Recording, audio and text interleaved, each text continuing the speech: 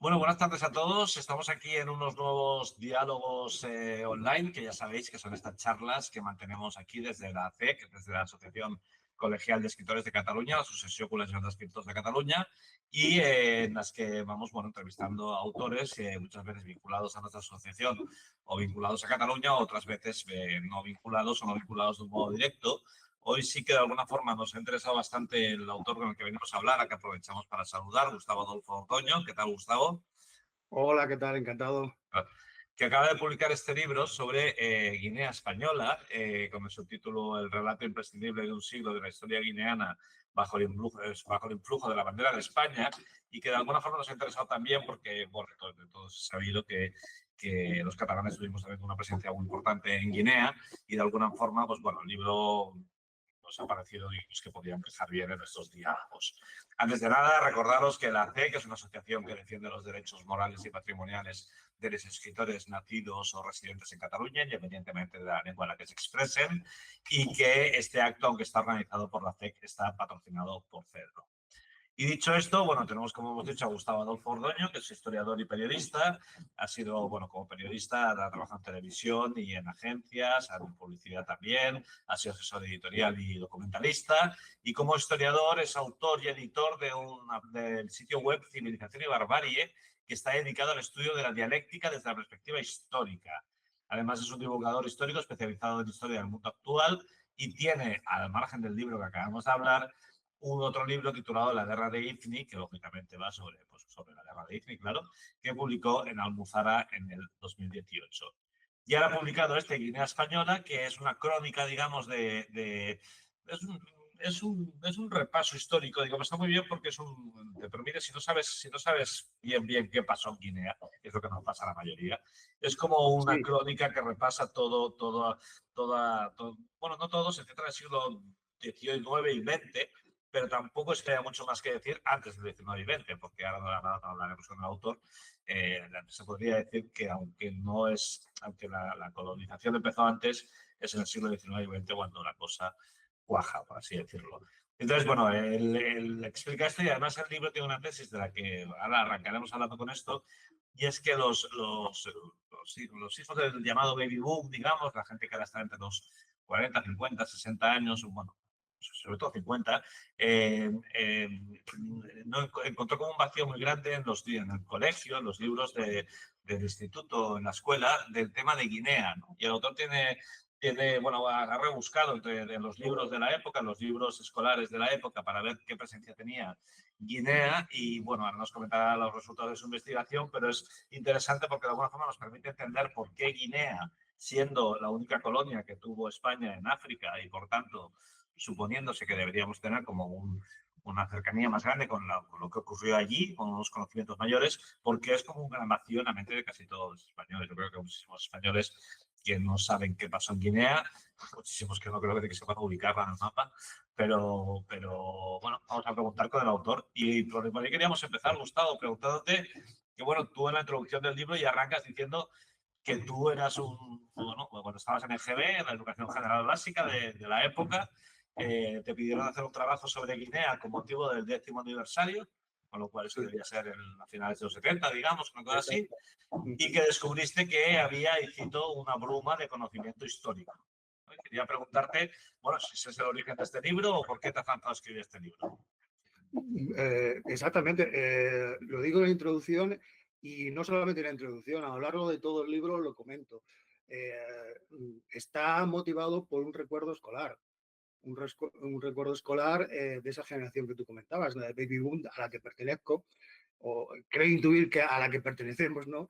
Y, Sí, y exactamente, es un recuerdo que me vino de una forma muy nítida cuando me empecé a preocupar. Mi anterior libro también trata sobre el pasado colonial español, ¿no? En África, en este caso en el África, en el norte de África, en Magreb. Y me vino ese recuerdo, ¿no?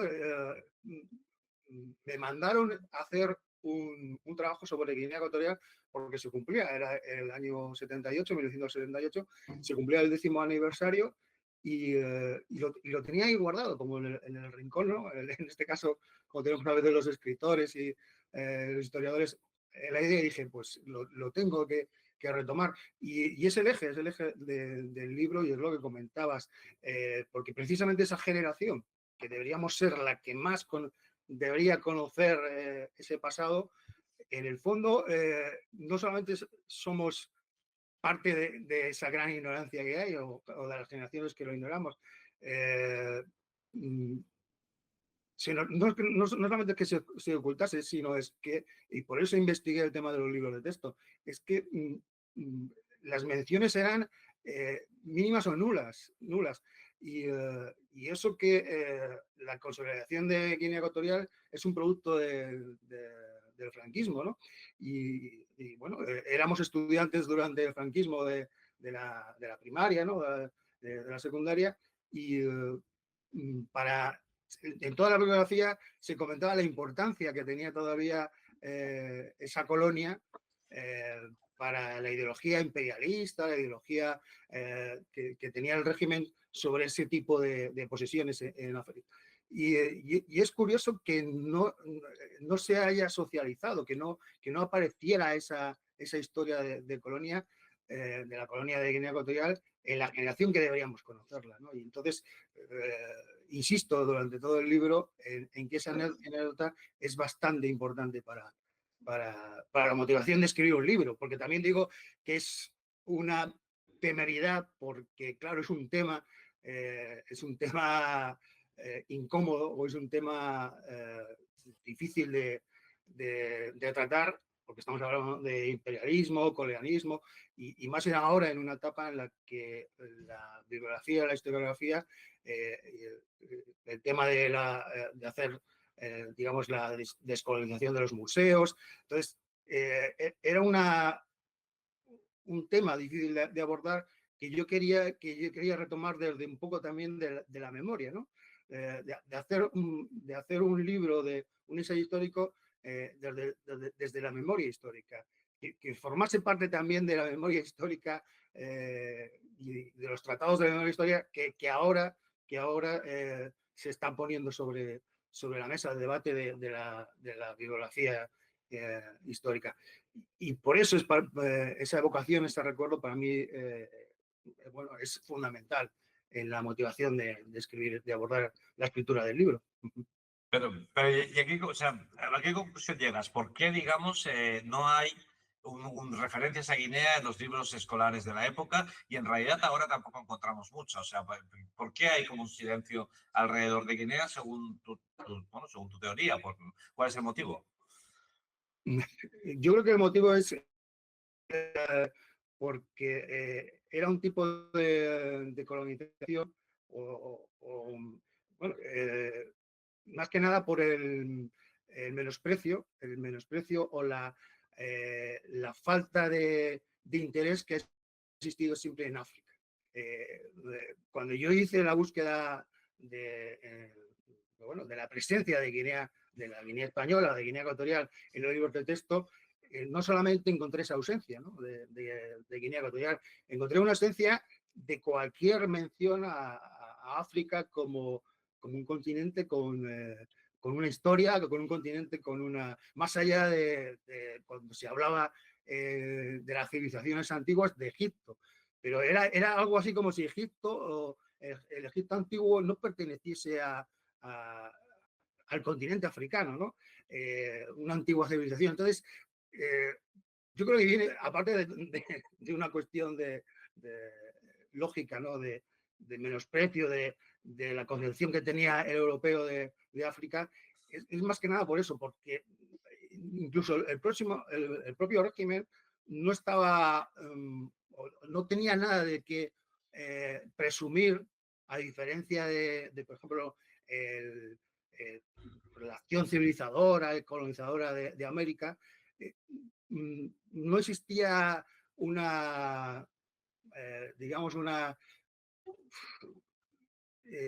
predisposición a hablar de nuestra acción en África, de nuestro pasado en África, más allá desde el punto de vista educativo, porque tampoco existía una presencia de África como como cultura, como civilización. O sea, encuentras cuando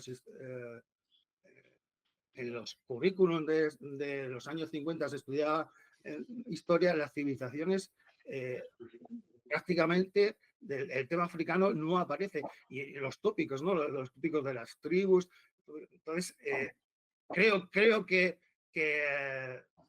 Guinea no aparece no solamente por eso, sino porque no había nada que presumir de ahí sobre Guinea Ecuatorial. No había nada que...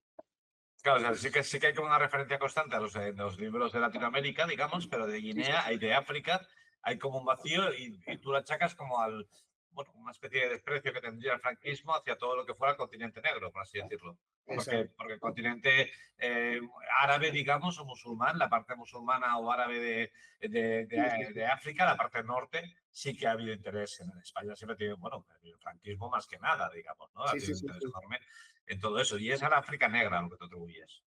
Vale. Sí, sí, sí. De hecho, el africanismo español no tiene o no tuvo hasta el siglo XX una atención al África negra. Ya.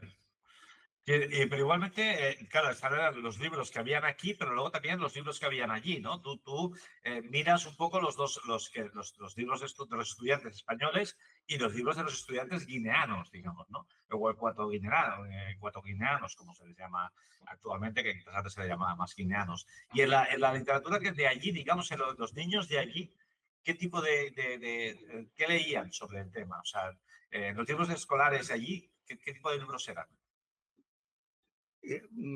Solamente a finales de la década de los 50, cuando se convierte en provincia, existieron adaptaciones de los libros del esto de allí. Los institutos fueron mixtos cuando se convirtió en provincia y eran adaptaciones del material escolar que ya se empleaba en la península.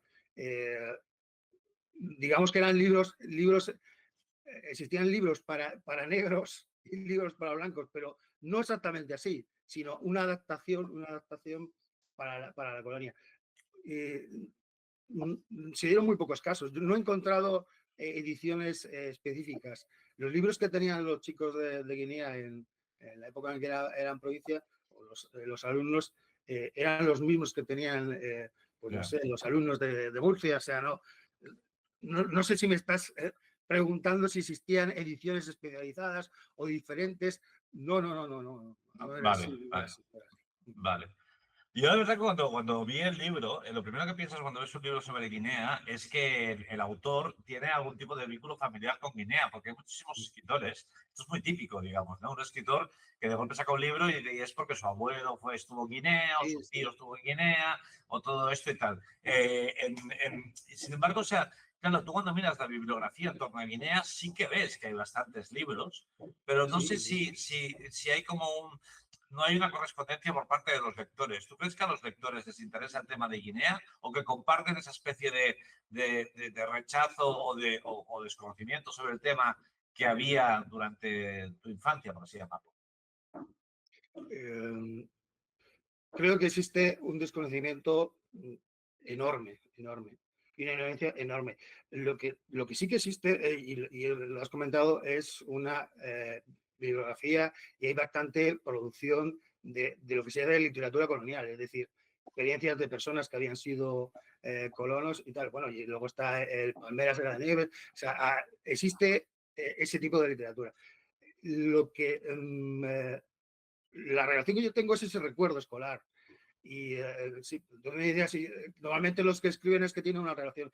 Yo he tenido esa relación y para escribir el libro he contactado con generaciones de personas, de exiliados que están aquí, de guineano-ecuatorianos.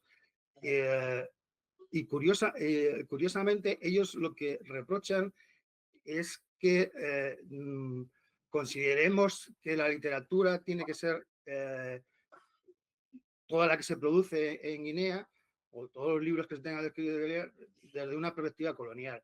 Y no es así. Existe una producción de guineana, una literatura guineana escrita en español, que es diferente a que los libros sean una experiencia meramente colonial o una relación con Guinea personal, de una estancia. No, no, existe una literatura en español de Guinea. No sé si me estoy explicando bien. Sí, sí, sí, sí. Lo que pasa es que, al contrario de otras colonias de Guinea, lo que no hubo fue una literatura anticolonial. O sea, no encontramos una corriente literaria como lo podemos encontrar en Alemania o en las colonias alemanas, francesas o portuguesas. En Guinea la literatura fue o colonial o ya de otros temas, pero no anticolonial, ¿no? Sí, sí, sí, sí. Eso es lo que, digamos, destaca dentro de la literatura hispano-guineana. Es lo que es la diferencia del entorno, del contexto, por ejemplo, de la literatura en francés, de Camerún, de Gabón. Sí, sí. Es como el detalle que destaca del resto de la literatura. Sí, no existió esa parte. Y quizá es porque casa el hispanismo, la hispanidad de la literatura casaba muy bien con la tradición oral fan, por ejemplo. Pues, eh, lo, hace poco hablaba con Donato en Tongo, es Sí, autor, sí. incluso está propuesto para el premio Príncipe Princesa de Asturias en este caso, y hablaba precisamente del tema yo le dije, lleva cerca de 50, 60 años en España, ¿no? Y él sigue reivindicando que no ha pedido la nacionalidad, ¿no? Pero aún así, él reivindica la hispanidad y reivindica que la identidad de Guinea es eso, ¿no? Es la lengua española, la cultura hispana, pero comentaba eso, que se pueda confundir que es literatura española basada desde una relación de sumisión o tal. Sí, él reivindica eso, ¿no? Que es un producto autóctono, pero con el espíritu de la hispanidad, ¿no? Claro.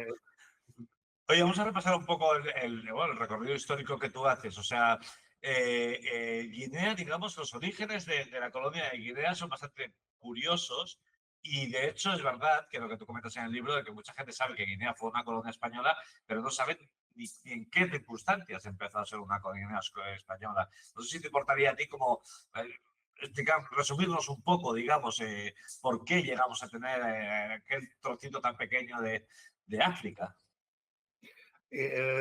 Fue por más que nada, no una gran bola, pero sí solucionar un problema que existía en América. Bueno, pues el tema de la banda oriental, el actual Uruguay, las guerras de finales del siglo XVIII, en el que Portugal y España llegan a un tratado para la colonia de Sacramento y se firma el Tratado del Pardo. Y bueno, de San Ildefonso después.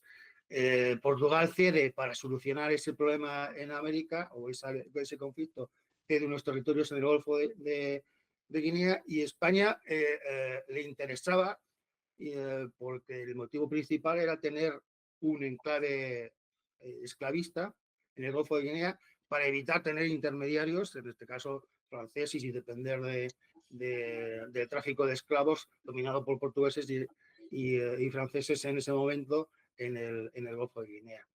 Y bueno, este tratado, la cláusula secreta, indica que España pasará a tomar posesión de esas posesiones, de esos territorios en el Golfo de Guinea, pero es simplemente una toma de posesión. Es decir, yo lo comento en el libro, si nos ponemos estrictos, existe como realidad social Guinea española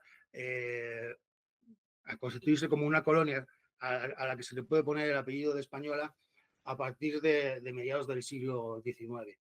Porque la expedición del conde de Algerejo, que parte allí, digamos, de Montevideo para hacer toma de posesión de esos territorios en el Golfo de Guinea, pues relativamente es un fracaso. O sea, se toma posesión formalmente de esas islas, más que nada de Fernando de Po y Andobón.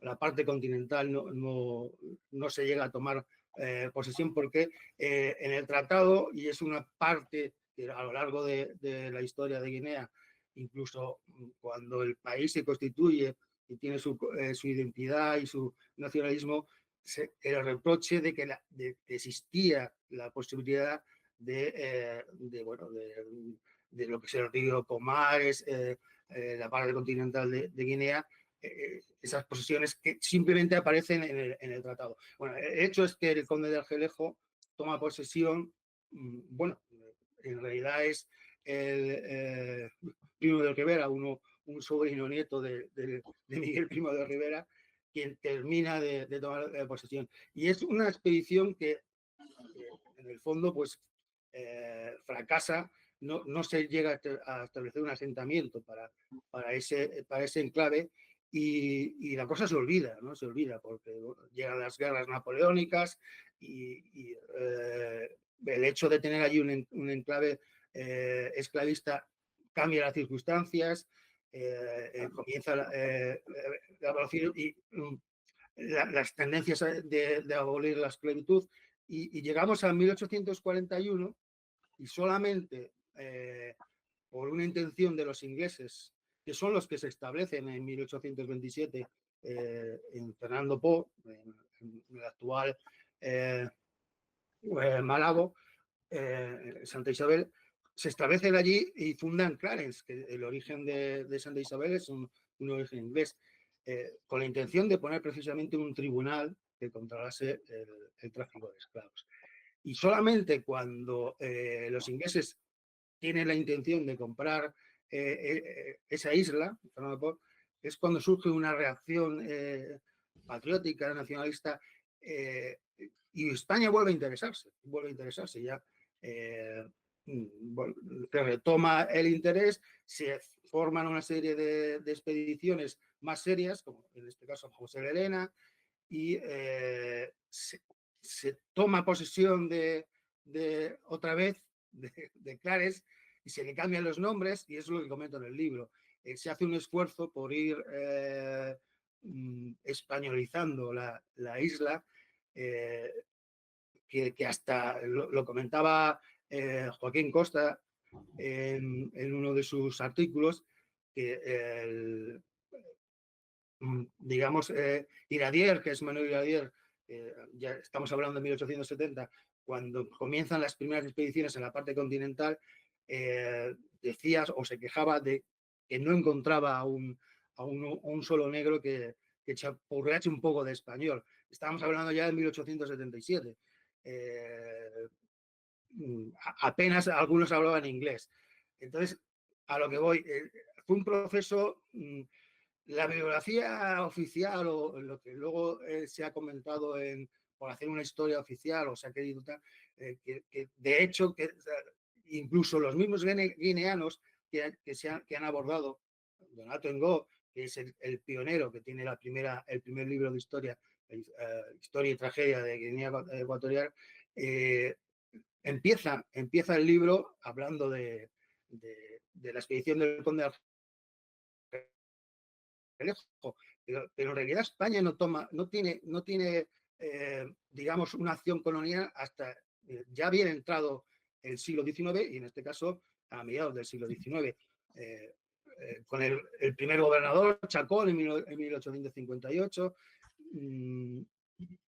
se ponen las bases, existen un estatuto en 1858, ya considerando esos territorios como el territorio de ultramar. Hasta entonces, la presencia fue nula o simplemente presencia de negreros, de comerciantes, muy testimonial. Y es a partir de mediados del siglo XIX en que existe una acción colonial de España y podríamos, por eso es lo que se comenta en el libro, que realmente podemos comentar que la presencia o la colonización española es de un siglo. Y si nos ponemos más puntillistas, la creación de la realidad social o socioeconómica de lo que ahora es Guinea Ecuatorial fueron los 40 años desde... Es producto de dos dictaduras, en realidad. Es producto de la dictadura y ahora, curiosamente, su, digamos, historia durante la independencia también se basa en dos dictaduras, ¿no? Macías y Nguema. En el caso de creación como país, como entidad,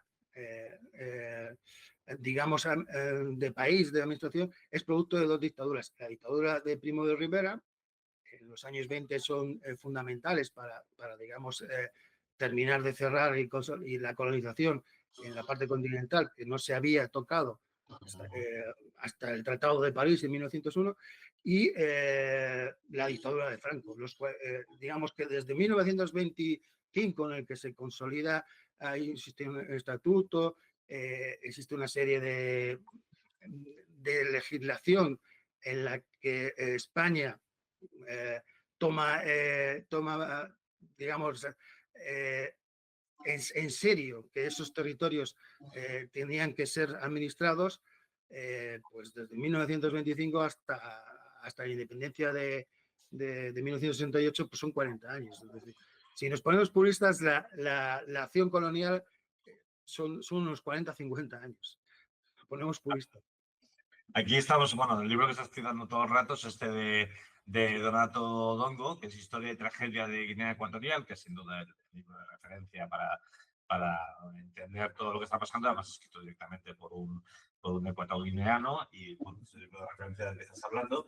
Y te quería preguntar, porque, claro, estamos ahí pasando la Primera Guerra, según los años que tú dices, que es a partir del 25, cuando empezamos, digamos, ya a tener un sentido de la colonización real o un uso del territorio real hasta la independencia. Estamos ahí, pasamos por la Primera Guerra Mundial, bueno, ya ha pasado la Primera Guerra Mundial, luego la Guerra Civil, el franquismo y la Segunda Guerra Mundial. El franquismo siempre se ha dicho que la dictadura pasó como de puntillas por Guinea, digamos, ¿no? Que siempre se ha dicho que no hubo un cambio, digamos, realmente sustancial en lo que era la vida allí, o no sé si estás de acuerdo con esto. ¿Te refieres al franquismo? A la dictadura. A dictadura. Sí, o sea, siempre se ha dicho que en Guinea fue como un poco una balsa, digamos, ¿no? Que los que estaban allí estaban como un poco ajenos a todo lo que estaba pasando. No sé si es real esto. Yo en el libro, la parte de la dictadura, me quise centrar más que nada en unos vacíos que encontré en la, digamos, historiografía que me documenté y en la que yo usé. Hay una teoría que dice que no solamente allí se sufrió menos, sino que se vivió muy bien. Era una tierra que no afectó por ejemplo, la posguerra, o sea, que no existió una posguerra de la guerra civil, porque la guerra civil ocurrió, pero bueno, lógicamente no existió una destrucción, no existieron batallas importantes. Pero, bueno, en el libro está detallado que bueno, fue una mini contienda, pero no existió digamos, la restricción, la penuria que puede exacto en la península. Existe esa idea, pero yo defiendo y dedico esa parte en la que trato la parte de la dictadura más directamente, el tema de las cartillas de racionamiento.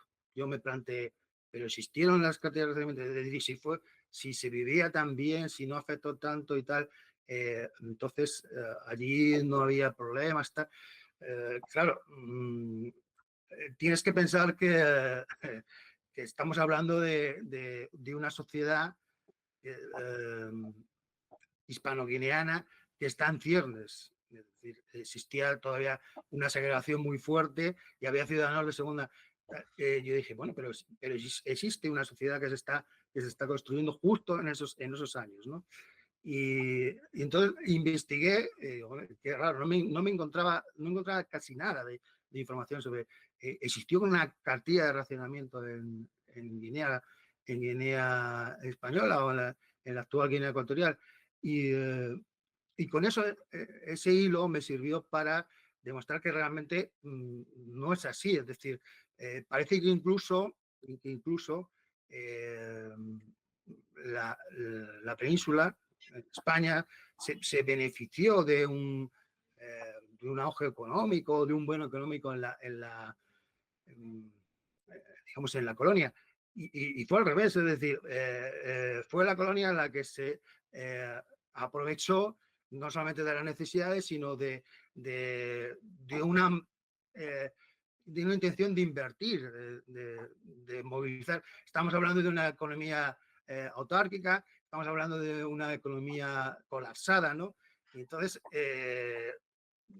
yo lo que hago es, en ese capítulo, es decir, que efectivamente hubo cartilla de racionamiento y existieron carencias y existieron dificultades, incluso extraperlo, mercado negro, aprovechando, por ejemplo, el comercio o el tráfico que existía de mano de obra semiesclava de los llamados braceros. Y lo que quise es demostrar que en esos años realmente es cuando más se parecía Guinea Ecuatorial al resto de España. Hay un momento en el que tú hablas de los tipos de imperialismo, digamos, que se dieron en África y defines el francés como institucional y diplomático, el inglés como flemático y pragmático y el español como civilizador y humanístico. Es muy arriesgado decir que un colonialismo es civilizador y humanístico. ¿Por qué lo dices? ¿A qué te refieres? Hombre, me refiero más que nada a la idea que, pensando en América, ¿no? Pensando en la obra civilizadora de América. Y lo digo más que nada por todo ese revisionismo, esa leyenda rosa que se ha querido establecer, ¿no? Bueno, o contraponer a la leyenda negra. Y esa leyenda rosa, si la leyenda negra aquí puede tener muchos tópicos y tal, esa leyenda rosa también se basa en muchos tópicos. Y uno de los principales es eso, ¿no? Que realmente el imperialismo español no se preocupaba en explotar los recursos, no era mercantilista, sino que teníamos una tarea de cristianizar, de evangelizar, de humanizar a esos salvajes, ¿no? De todas formas, esa anotación está basada en las lecturas de los diferentes imperialismos y formas de colonialismo que encontrábamos pues, en el debate, ¿no? El debate de las sociedades geográficas, el debate de cómo se debía colonizar. Y bueno, es incluso en personajes como Labra, el abolicionista español, que él planteaba, ¿no? Teorizaba sobre eso, ¿no? Teorizaba sobre esa condición más humana, humanística, más preocupada en el progreso, en el bienestar de todos, hasta de los colonizados, y era por ese espíritu civilizador que siempre tenía la acción imperialista o la acción colonial española, a diferencia de otras formas de actuar, de otras acciones coloniales del entorno, ¿no? Oye, no sé si has visto, ahora que acaba de estrenar un documental José Lorenzo Benítez, un documental titulado Negro Limbo, que es sobre el asesinato o la muerte de algunos independentistas guineanos que hubo antes de la independencia. Y claro, en este documental, en el que se desvela la posible intervención española, digamos, en esos asesinos, en esas muertes, uno tiene la sensación de que todavía hay como mucho tema en Guinea tema por explotar, pero el tema por explorar, pero no el tema, no tema palmeras en la nieve, digamos, de los blancos súper felices haciendo plantaciones de cacao y viviendo historias de amor, sino una historia negra, digamos, negra en el sentido de oscura y tenebrosa de Guinea, digamos, ¿no? O sea, como que todavía hay mucho que rascar allí sobre la verdad de lo que pasó, digamos. Sí, sí, muy oportuna y muy buena pregunta, porque yo en el libro no toco prácticamente la independencia en el último capítulo y en relación con el estudio que hago de los libros de texto. Digo que doy un salto es la parte más periodística, más deja de ser ensayo y es un poco más crónica periodística y mis fuentes, ya lo viste, son YouTube, son TikTok incluso, son YouTuber. Y lo que comentas, ese documental no lo he visto todavía, pero lo tengo pendiente. Lo que comentas me estoy acordando de una entrevista. Es un exiliado que lleva muchísimo tiempo aquí, ahí no recuerdo el nombre, que tiene un nombre así, a los guineanos les gustan los nombres antiguos, como Sí, Hipólito, Hilario, tal. sí, de verdad. Sí, pues este curiosamente es un defensor de Macías. O Ya. sea, él dice que no, que de sanguinario, de loco, delirante, nada, nada, nada. No, él es un defensor de Macías. Y bueno, claro, es un defensor de Macías y todos los males, el complot de Carrero para, efectivamente, esos independentistas fueron asesinados. O sea, y él defiende no solamente a Macías, sino que habla de que hay unas manos negras desde los momentos previos a cómo se estaba preparando la descolonización, eh, que prepararon todos esos asesinatos y efectivamente hay muy poca literatura, pero entre otras cosas porque también yo lo que encontré es que dentro hasta del mismo exilio existen multitud de versiones. Esta persona defendía a Macías, otros con los que hablé le detestaban. Donato Engó habla de Obiang y sus presiones sutiles, pero presiones. eh, mm, y nadie, bueno, Donato en su libro lo comenta, y bueno, no solamente lo comenta, sino que él presume de que fue el primero en decirlo, ¿no? Y que muchas veces cuando dice esas verdades, pues te puedes llevar, digamos, críticas sobre los Sustos. precios. Exactamente. Y es lo que comenta, quitando él, no hay nadie, pero es un reproche que nos hacen hacia nosotros. No hay muchos historiadores españoles que queramos tocar ese tema. Bueno, está el tema ¿no? de la documentación clasificada y es un problema, pero es un problema para abordar ese tema. Todavía hay mucha información clasificada. Sí, sí, estamos esperando a que abran, sobre todo de ese periodo y de ese tema, pero bueno. Vale, vale. Oye, bueno, se nos ha ido un poco el tiempo ya bueno, no sé, darte las gracias por el tiempo que nos has dedicado, Gustavo. Recordar a la gente que hemos estado hablando con Gustavo Adolfo Ordoño, de su libro Guinea Española, publicado por Almuzara, una crónica, digamos, que recorre toda los siglos, sobre todo XIX y XX, de la presencia española en la llamada Guinea Española y actualmente Guinea Ecuatorial. Y nada, Gustavo, darte las gracias y bueno, esperar tu siguiente libro, que veo que estás como muy interesado en temas africanos y para ir hablando contigo. Muy bien. Muy bien, pues muchas Muchas gracias. gracias. Nada, Saludos. Chao. hasta luego. Gracias, Adiós. encantado, gracias.